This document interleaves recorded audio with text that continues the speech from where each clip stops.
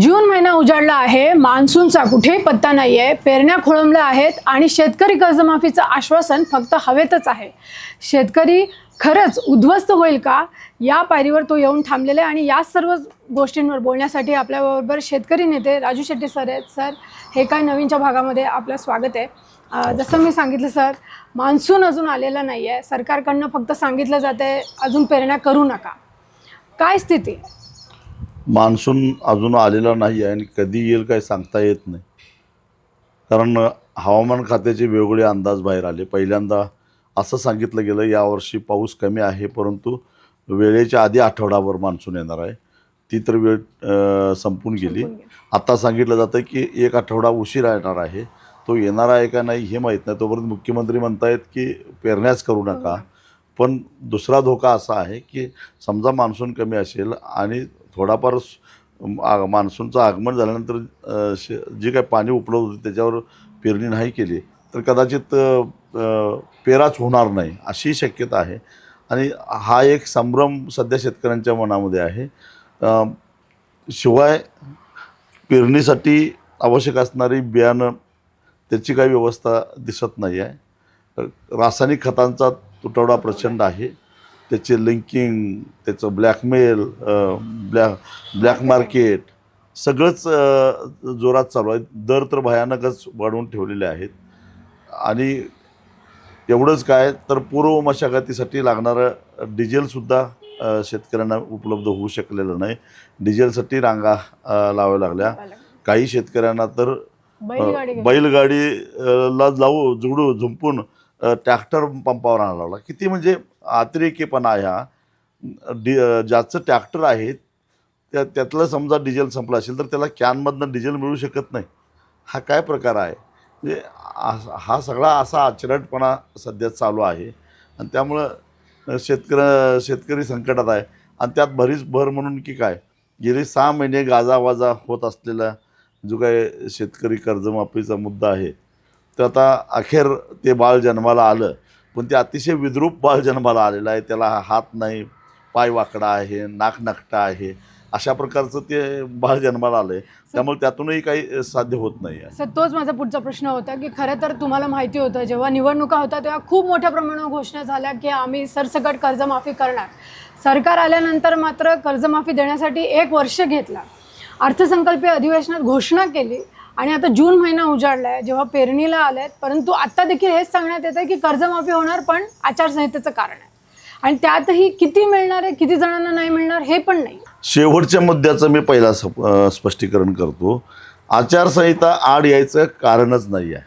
मुळामध्ये यांनी आधीच ठरवून टाकलेलं आहे की लोकप्रतिनिधींना कर्जमाफीचा लाभ मिळणार नाही. मग तो पंचायत समिती सदस्य असेल, जिल्हा परिषद सदस्य असेल, सरपंच असेल, किंवा नगरसेवक असेल, यांना तरी लाभ होणार नाही.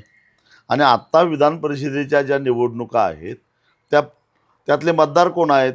एक नगरसेवक, मग तो महापालिकेचा असो किंवा नगरपालिकेचा असो, आणि जिल्हा परिषद सदस्य. पंचायत समिती सदस्य सुद्धा मतदार नाही आहेत. फक्त जिल्हा परिषद सदस्य आणि नगरसेवक, नगरपालिकेचे आणि महापालिकेचे, एवढे सोडून कुणीही मतदार नाही आहे. आणि यांना अपात्रच केलेलं आहे कर्जमाफीसाठी.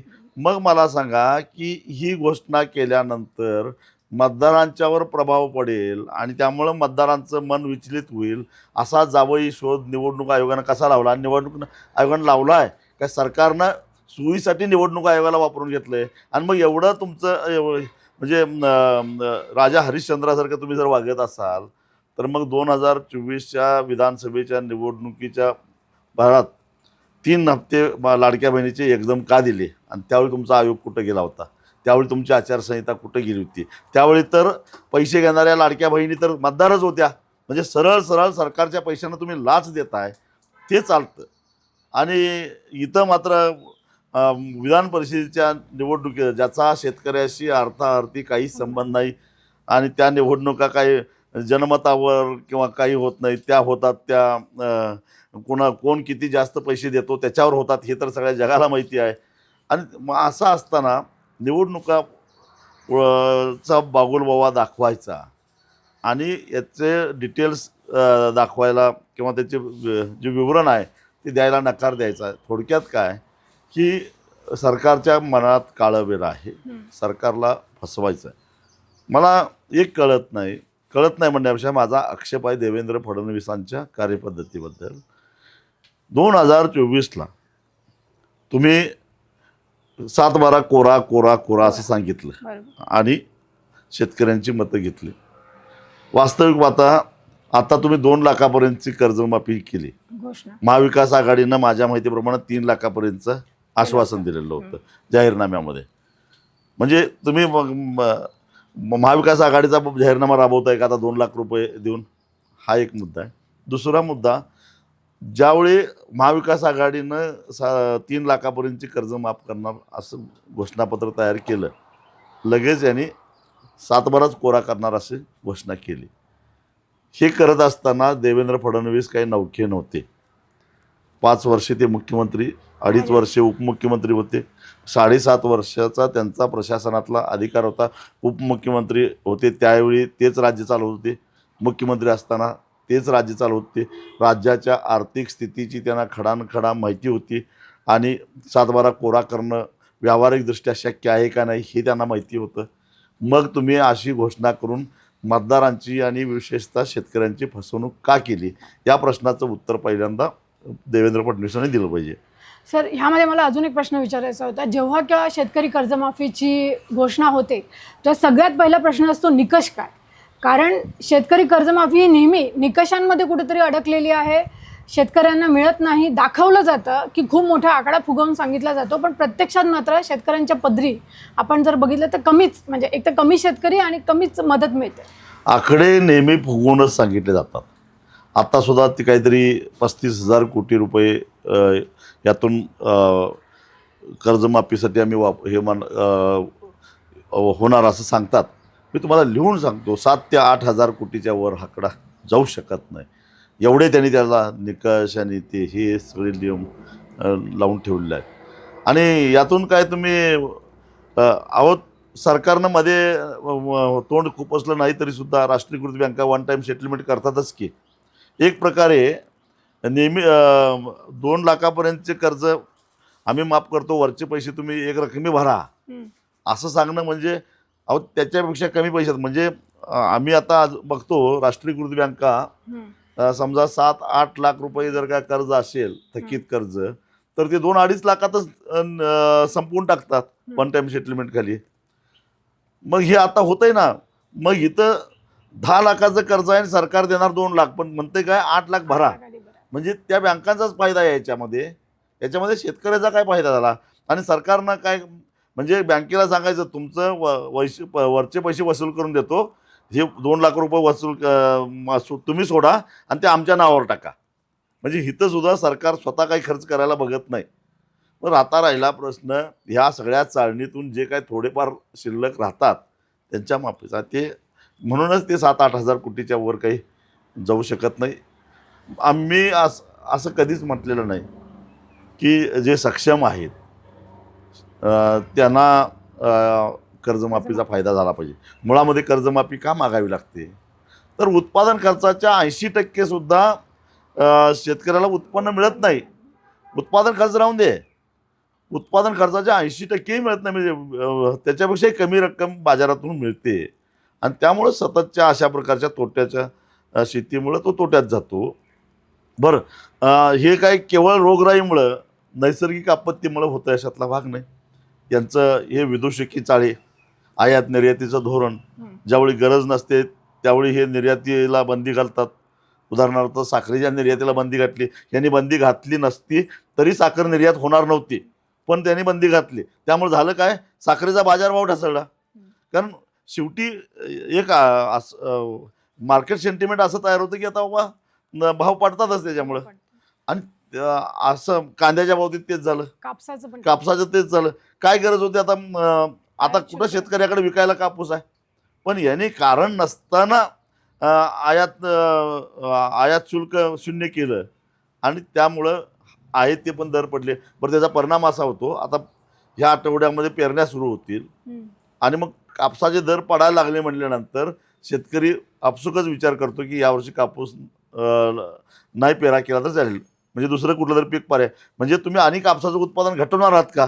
एका बाजूला घसा फोडून नीती आयोगापासून पंतप्रधानापर्यंत कृषी मंत्र्यापर्यंत सगळ्यांनी म्हणायचं आम्हाला आत्मनिर्भर व्हायचं आहे कापसाच्या बाबतीत, आम्हाला आत्मनिर्भर व्हायचं आहे तेलबियाच्या बाबतीत, आणि प्रत्यक्षामध्ये वागायचं मात्र असं धोरण मात्र असं ठरवायचं की जेणेकरून त्या पिकापासून शेतकरी लांबच गेला पाहिजे. काय चाललंय हे?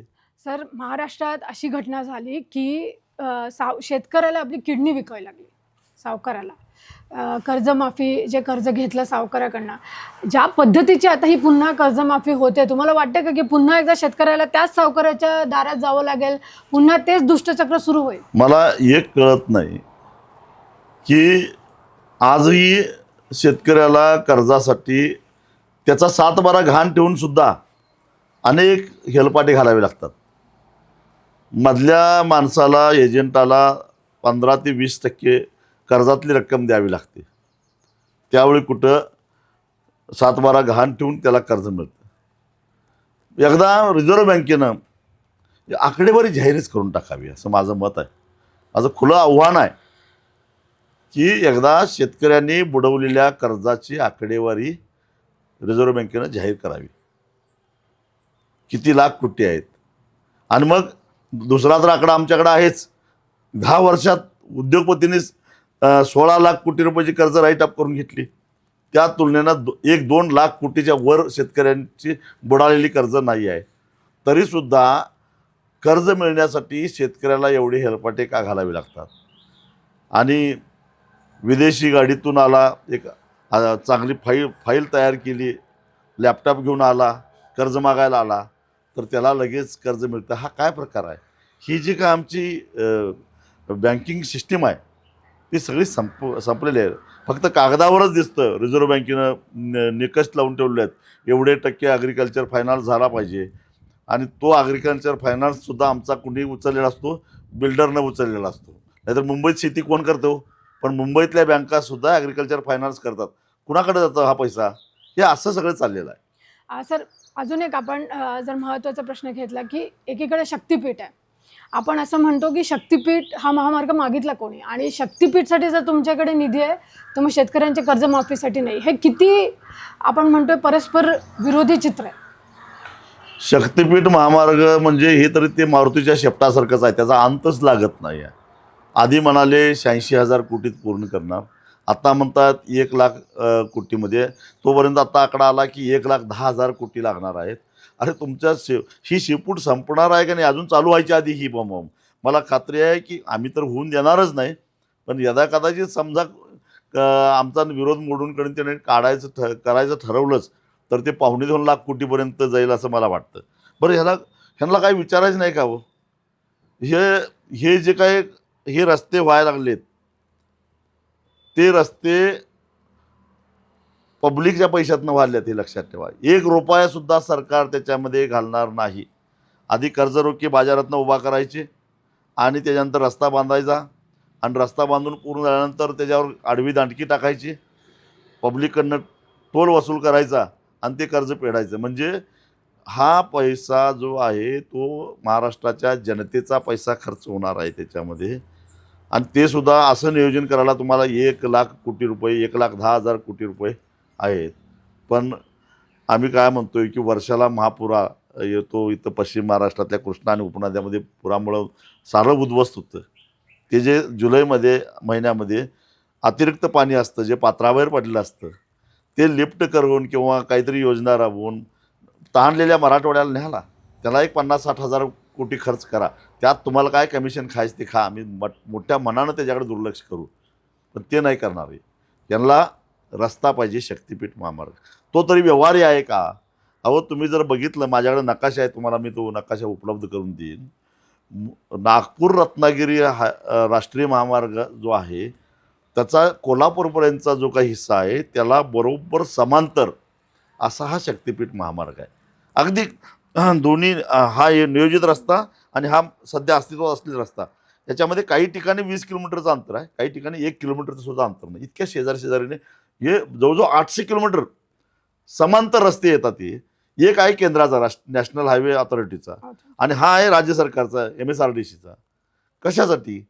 बरं, दुसरी गोष्ट, तो नॅशनल हायवेचा जो रस्ता आहे त्यांनी नुकताच तो बांधून पूर्ण केलेला आहे. पूर्वी त्याचं नूतनीकरण केलेलं आहे, चौपदरी आहे. पण त्या हायवेकडं आज 8 पदरी करता येईल एवढी जमीन आधीच अधिग्रहित करून ठेवलेली आहे. म्हणजे समजा तुम्हाला वेगात एक्सप्रेस हायवेनं गोव्याला जायचं आहे कोल्हापूर मार्गे, ठीक आहे तो 8 पदरी करा, त्याला एक्सप्रेस करा. त्यातले बाजूचे 2 लेन स्थानिक लोकांना द्या आणि मधले 4 लेन एक्सप्रेससाठी वापरा. हे करू शकताय तुम्ही. दुसरी गोष्ट, ते नाही करायचं तर दुसरा समांतर करा. बरं, आत्ता जो 4 पदरी आहेत तो तरी पूर्ण क्षमतेनं चालतो का?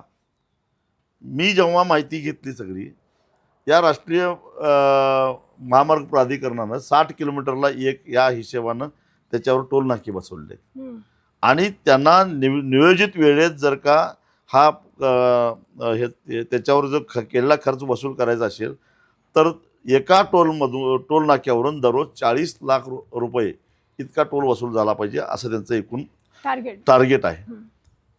पण परिस्थिती काय, दररोज 8 ते 9 लाख रुपये फक्त वसुली होते.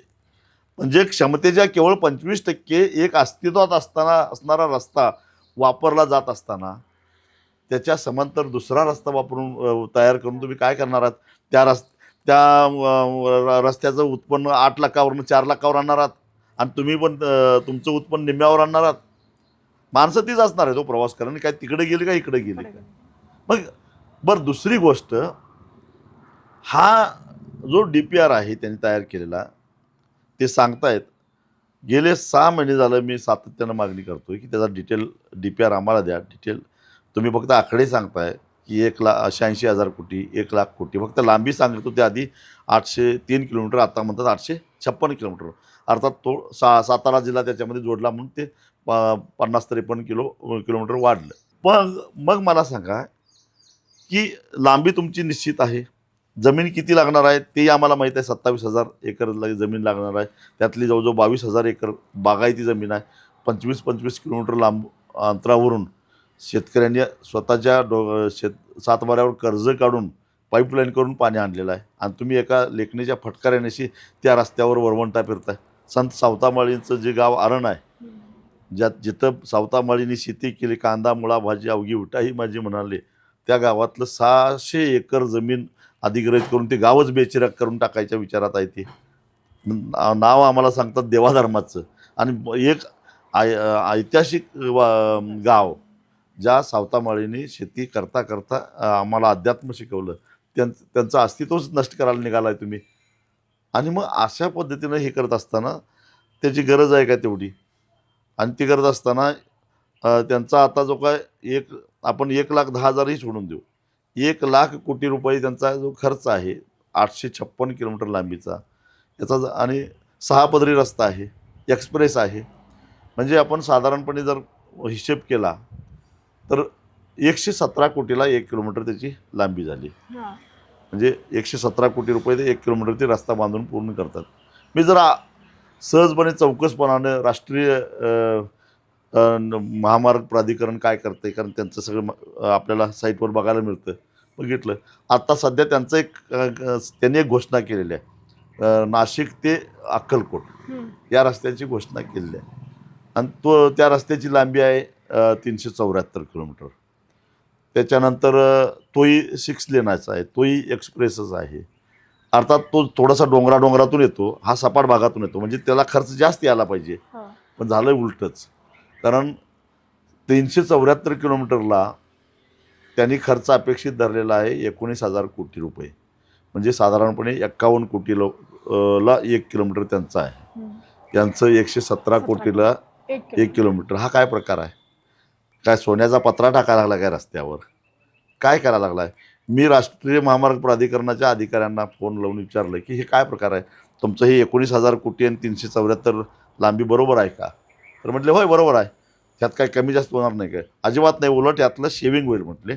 कारण हे टेंडर बिलवणं जायला लागलेत आणि बिलवणं गेलं तर आमचं शेविंग होईल त्यात म्हटले 19,000 कोटीमध्ये, पण वाढणार तर अजिबातच नाही. मग मला सांगा की ह्यांना 117 कोटी कसं, त्यांचं 51 कोटी कसं?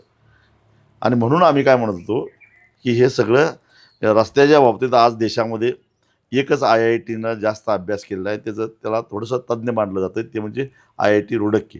आम्ही म्हटलं की त्यांच्याकडून तपासून घ्या, त्यांनी सांगून द्या मला, सरकारी यंत्रणा आहे किंवा हे बरोबर आहे, तुम्ही शेतकऱ्यांना असं काय आक्षेप घेऊ नका.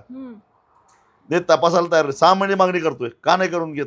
कारण यांना यातून म्हणजे 40-42 हजार कोटीमध्ये पूर्ण होणारा रस्ता 1,00,000 कोटी रुपये खर्च करून करायचा आहे आणि 50 ते 55 हजार कोटी रुपये 2029च्या निवडणुकीसाठी यांना बाजूला काढायचे आहेत. यासाठी आम्ही आमचा का बळी द्यावा? सर, हे आपण जर बघितलं सध्या, म्हणजे आपण जे म्हणतो पॅरालिसिस डिसिजन मेकिंग, म्हणजे तुम्ही लाडकी बहीण योजना केली, त्यात 80 लाख महिलांना आता तुम्ही अपात्र केलं. शेतकरी कर्जमाफी पहिला सांगितलं 7-12 कोरा करू, आता परत तुम्ही अटी लावून, निकष लावून तेही कमी करतात. आणि त्याच वेळेला तुम्ही इन्फ्रामॅन ह्या एका स्वतःच्या ब्रँडिंगसाठी मात्र शक्तिपीठ त्याच शेतकऱ्यांवर लादत आहे. ह्या सगळ्यांना तुम्ही कसं बघता? नाही, आमचं म्हणणं असं आहे की तुम्ही ह्या सगळ्या योजना आहेत की नाही, ह्या लोकांना भुलभुलैया दाखवणाऱ्या योजना आहेत, लोकांना गंडवणाऱ्या सगळ्या योजना आहेत. आम्ही असं कधीच म्हटलं नाही की सरकारनं गरिबांना मदत करू नये. जे गरजू आहेत, ज्यांना आवश्यकता आहे, त्यांना त्यांच्यापर्यंत मदत पोचलीच पाहिजे. उलट एखाद्या योजनेत सगळेच जेव्हा गर्दी करतात त्यावेळी जो गरजू आहे त्याचा हिस्सा कमी होतो. तुमच्याकडे जेवढे पैसे आहेत ते अचूक त्याचं नियोजन करा आणि योग्य लाभार्थ्यापर्यंत ते पोचवा. त्याला जास्त फायदा होईल. आता काय झालं बा, लाडक्या बहिणीमध्ये निवडणुकीच्या तोंडावर ह्यांनी सरसकट ज्यांचा अर्ज आला त्या सगळ्यांना लाडक्या बहिणीचे पैसे मंजूर करून टाकले. झालं काय, ज्यांना 1,00,000 रुपये पगार आहे त्यांनीही पैसे घेतले, जो बाईच नाही त्यानंही पैसे घेतले. म्हणजे अनेक पुरुष आहेत त्या यादीमध्ये असं मी ऐकलं. तेच मी असं म्हणत नाही की बाबा जरी देवेंद्र फडणवीसांनी निवडणुकीमध्ये असं भाषण केलेलं असलं की 7-12 कोरा करणार, आम्ही असं कधीच म्हटलेलं नाही की जो इन्कम टॅक्स भरतो किंवा कारण शेतकरी बघा, ठेकेदारसुद्धा शेतकरी आहे, कारण त्याच्या नावावर 7-12 आहे. सरकारी अधिकारी शेतकरी आहे, मोठा व्यापारी शेतकरी आहे, मोठा उद्योगपती शेतकरी आहे, छोटे उद्योजक शेतकरी आहेत, जे शेतीवर अवलंबून नाहीत तेही 7-12 असल्यामुळे शेतकरी आहेत, या सवधी देतात. ह्यांना बाजूला काढा, आमचं काही म्हणणं नाही. त्यांचा लाभ होऊन द्या असं आम्ही कधी नाही म्हटलं. पण ज्याचं कुटुंब निव्वळ शेतीवर अवलंबून आहे त्याला मात्र तुमच्या धोरणामुळं तो तोट्यात गेलेला आहे. कारण तो दुसरं काही करू पण शकत नाही. तुम्ही निर्यातबंदी लावताय, तुम्ही आयात करताय, तुम्ही खताचे भाव वाढवताय. खताचे भाव का वाढले? तर त्याच्यावरची सबसिडी तुम्ही कमी केली म्हणून खताचे भाव वाढले. म्हणजे खताचे भाव वाढले, सरकारच्या धोरणाशी संबंध आहे. खतं मिळत नाहीत कारण युरियासारख्या सबसिडाईज खताचा मिसयूज मोठ्या प्रमाणात होतो, सरकारच्या धोरणाशी संबंध आहे. शेतीमालाला भाव नाही कारण आयात निर्यातीच्या धोरण त्याला कारणीभूत आहे. नवीन तंत्रज्ञान तुम्ही येऊन देत नाही कारण तुमच्या काही फॅडिस्ट कल्पना आहेत. आज जगातल्या शेतकऱ्यावर आम्हाला स्पर्धा करायला सांगताय, पण आम्हाला जेनेटिक तंत्रज्ञान जे आहे ते आमच्यापर्यंत तुम्ही येऊन देत नाही, त्याला संशोधन त्याचं करून देत नाही. मग असं असताना तो जर का तोट्यात गेला तर 1% सुद्धा तो जबाबदार नाही आहे. शेतकरी त्या तोट्याला दिल्लीत बसलेले जबाबदार आहेत, मुंबईत बसलेले जबाबदार आहेत आणि फासाला मात्र त्याला एकट्याला जावं लागतं. हे का? एवढंच आमचं म्हणणं आहे. सर, आता आपण दूध उत्पादक शेतकऱ्यांवर येऊया. आपल्याला माहिती होतं बोनस जाहीर केला, तो देखील मिळता नाके नऊ आले होते. आणि आता गुची निवडणूक आली आहे, त्यानिमित्ताने पुन्हा एकदा गोकुळला कुठेतरी एक धार्मिक रंग देण्याचा प्रयत्न करण्यात आला. हाला सर्टिफिकेटवरनं जर तुम्ही बघितलं असेल, सोशल मीडियावर ज्या पद्धतीने कॅम्पेन चालू आहे, आपल्या मातीतला शेतकरी, दूध उत्पादक शेतकरी याने कुठेतरी देशोधडीला लागेल असं वाटत नाही? 100% यांच्या क्षुद्र राजकारणासाठी एक चांगली सहकारातली संस्था बदनाम होऊ पाहते आहे. आधीच गुजरात्यांनी एकापाठोपाठ एक आमचे सगळे प्रकल्प पळवायला सुरुवात केलेली आहे. इथले कुठलेही मोठे रस्ते बांधायचं काम गुजरात्याकडेच आहे आणि पोर्ट कॉन्ट्रॅक्टर आमचे आहेत, आपले शिंदे पाटील अमुक तमुक. पण बाकीचे लोढा सड्डा फड्डा असेच कोणतरी आहेत. त्याच्यानंतर मोठे उद्योग सगळे गुजरातमध्येच जात आहेत. आता दुधाच्या धंद्यामध्ये एक महानंतर यांनी संपवूनच टाकली. संपवून टाकली. आणि अमूलचं जे गुजरातचंच आहे, हो. मोठ्या प्रमाणामध्ये महाराष्ट्रामध्ये आक्रमण व्हायला लागलेलं आहे. आणि त्याला तोंड देणाऱ्या मोजक्याच सहकारी संस्था महाराष्ट्रामध्ये आहेत. त्यातली एक गोकुळ आहे, दुसरी कात्रज आहे, तिसरी राजवंश आहे, चौथं नाव आठवत सुद्धा नाही. इतका आनंद आहे. मग अशा परिस्थितीमध्ये ह्यांच्या क्षुद्र राजकीय स्वार्थासाठी त्याला धार्मिक रंग द्यायचं कारणच काय? हलालचा अर्थ कोणी समजून घेतलाय का? आखाती देशामध्ये कुठलाही वस्तू, अगदी तुम्ही तांदूळ निर्यात करायचं असेल तर त्याला हलाल सर्टिफिकेट लागतंच. आणि म्हणून समजा गोकुळनं काढलं असेल हलालचं सर्टिफिकेट, काय चुकीचं आहे? अमूलनं काढलं नाही, कोण बोंबललं काय? का ते गुजरातचं आहे म्हणून, ते भाजपच्या कार्यकर्त्यांच्या ताब्यात आहे म्हणून? कुणी काढलं नाही. हलालचं सर्टिफिकेट सगळ्यांच्याकडे आहे.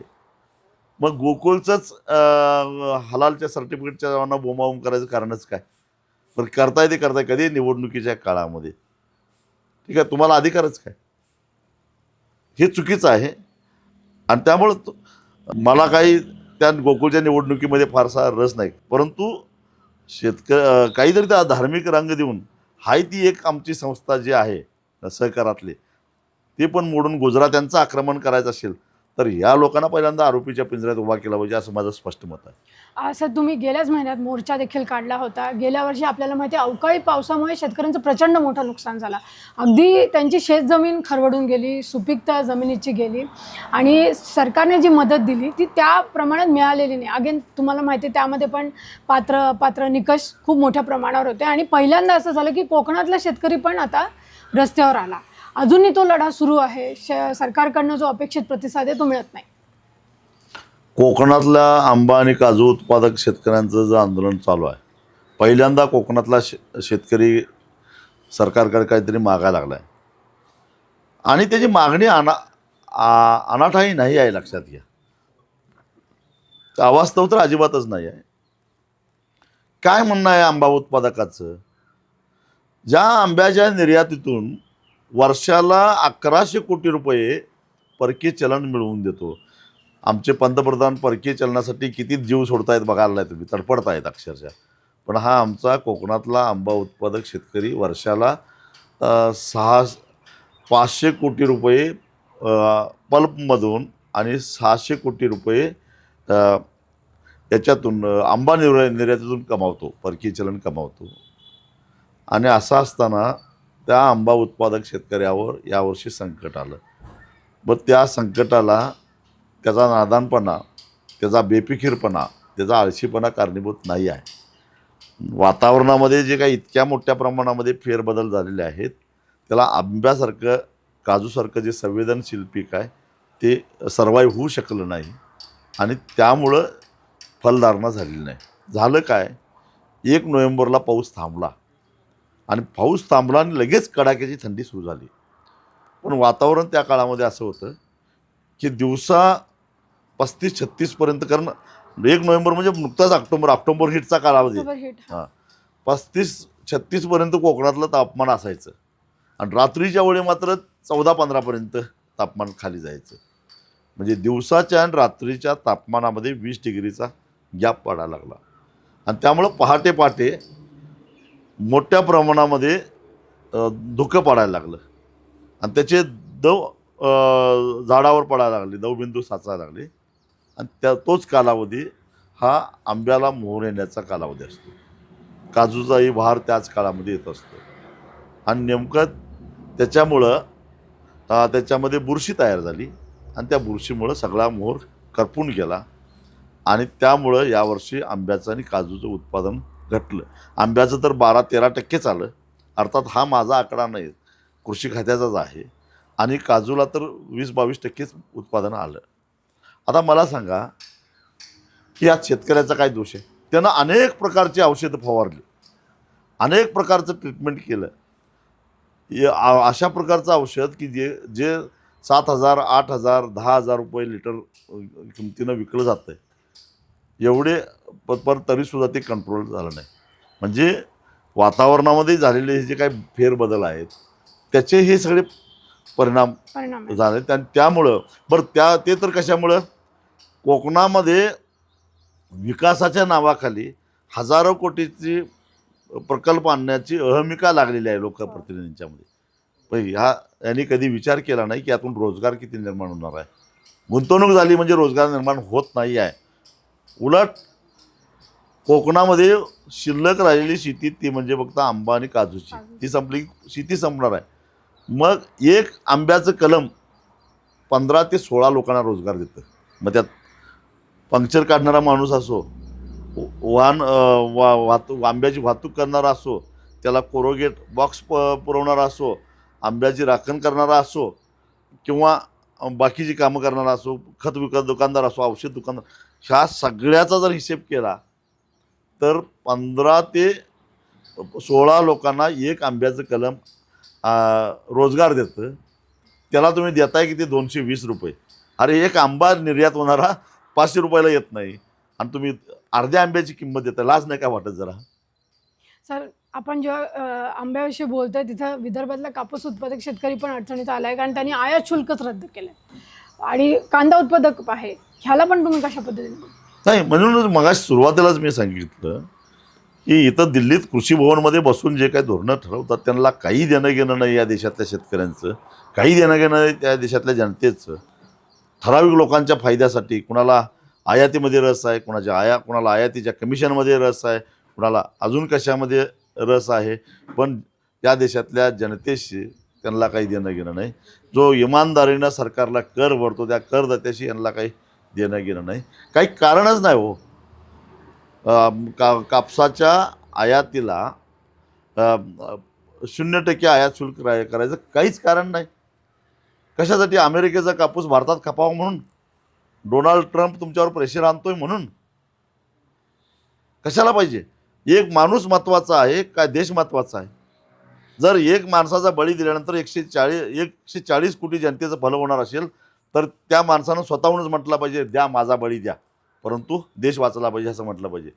देशाभिमान कुणाला शिकवताय तुम्ही? सर, शेवटचा प्रश्न. हवामान खात्याने यावेळेसचा जो अंदाज व्यक्त केला, पहिला होतं की एव्हरेजच्या 92% पाऊस मान्सून येईल, पण आता मात्र तो 90% गेला आणि स्वतः सरकारने देखील म्हणले की दुष्काळाचं सावट आहे. तर शेतकऱ्यांसाठी पुढचे काही महिने हे किती अडचणीचे असणार? अत्यंत अडचणीचा काळ आहे. परमेश्वर करो आणि पाऊस वेळेवर पडो आणि पुरेसा पडो, असं. नाहीतर हे दळभद्री सरकार काय शेतकऱ्याला आधार दिला असं वाटत नाही. आणि पाऊस नाही पडला तर शेतकऱ्याचं काय खैर नाही. आजच तुम्ही बघताय की महाराष्ट्राची जीवनवाहिनी असलेली कोयना कोरडी ठणठणीत पडलेली आहे आणि बाकीच्या नद्यांची पण अवस्था तीच आहे, धरणांची अवस्था तीच आहे. पिण्याच्या पाण्याचा प्रश्न निर्माण होऊ शकतो. मला वाटतं की 2011 साली सांगलीहून लातूरला रेल्वेवरून पाणी पाठवलं, पण आता सांगलीला सुद्धा पाणी शिल्लक राहील काही शंका आहे. मग आता अशी परिस्थिती होऊ शकते आणि त्याच्यातून वाचायचं असेल तर आता पंढरपूरच्या पांडुरंगालाच साकडं घालावं लागेल की बा पांडुरंगा आता आमचा बचाव कर, अशी अवस्था आहे. तर हे होते राजू शेट्टी सर, ज्यांनी सांगितलेलं की यावेळेसचा मान्सून हा खरंच राज्यातील शेतकऱ्यांसाठी कठीण काळ आहे, कारण एकीकडे कर्जमाफी कधी होणार हे माहीत नाही, मान्सून कधी येणार कधी माहीत नाही, आणि त्याच वेळेला खतांचा तुटवडा देखील निर्माण झालेला आहे. त्यामुळे शेतकऱ्यांना आता पांडुरंगालाच कुठेतरी साकडं घालावं लागणार आहे. हे काय नवीनच्या या एपिसोडमध्ये तुर्तास तिथंच थांबूया.